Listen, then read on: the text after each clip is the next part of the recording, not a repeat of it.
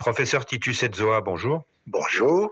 Vous qui avez connu 17 années dans un cachot de 8 mètres carrés, est-ce que vous avez toujours des relations avec les personnalités politiques qui sont toujours en prison? Oui, j'ai de leurs nouvelles et je ne cesse de les encourager parce que je sais ce que cela veut dire et surtout, beaucoup sont en prison pour leurs opinions. Donc, pour le Cameroun, après tant d'années, c'est une honte parce que je ne conçois pas qu'on puisse être privé de sa liberté, tout simplement parce qu'on a une opinion différente de ceux qui sont au pouvoir. Vous pensez à qui en particulier? Ils sont nombreux. Bon, je vais donner quelques noms. Barafa, Mbara, il y a les Jules Bellinga, il y a Vamulke et bien d'autres. Et les 41 militants du parti d'opposition MRC? Oui, ça va dans la même logique parce que c'est des comportements absolument abjects et on risque de les oublier. Il faut qu'ils tiennent bon.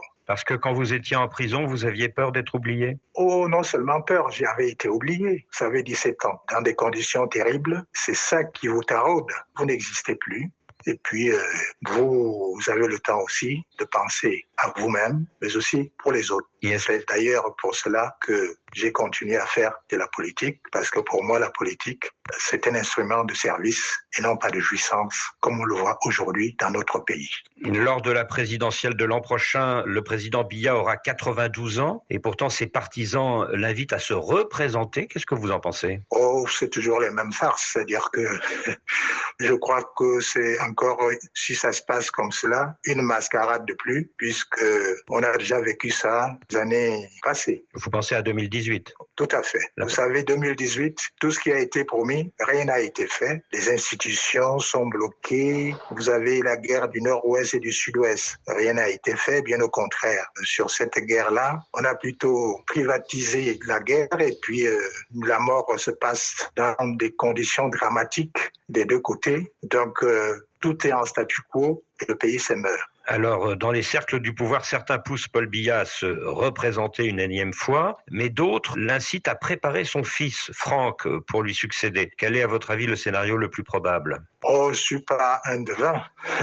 Je peux dire tout simplement que ni l'une ni l'autre proposition n'est pas ce qu'attend vraiment le peuple camerounais. Son fils, je lui avais donné un conseil d'une façon publique de se retirer de ses joutes. Parce que si jamais il acceptait et s'il devenait candidat, ce serait pour lui quelque chose de très très nocif et ce serait pour le Cameroun un autre échec qu'on ajouterait aux échecs précédents. Alors, quelle est la solution pour vous? Alors, j'ai proposé une solution, celle de la transition, c'est-à-dire que les forces vives de notre pays se retrouvent et créent ce que j'appelle une période de transition. Et cette transition aura comme mission principale, fondamentalement, remettre les institutions républicaines en place pour une refondation profonde. Ensuite, procéder à un audit comptable et non comptable de tous les secteurs du pays et bien d'autres propositions qui feront l'objet de cette transition. Et réformer le code électoral, j'imagine.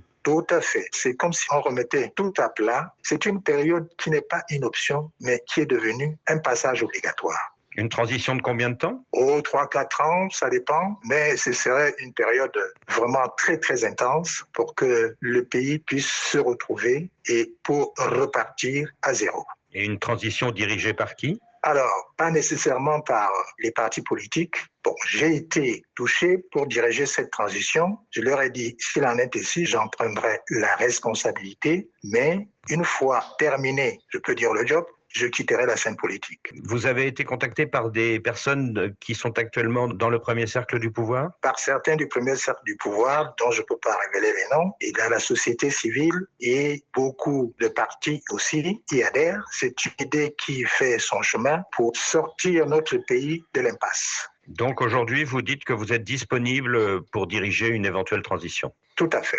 Professeur Titus Edzoa, merci.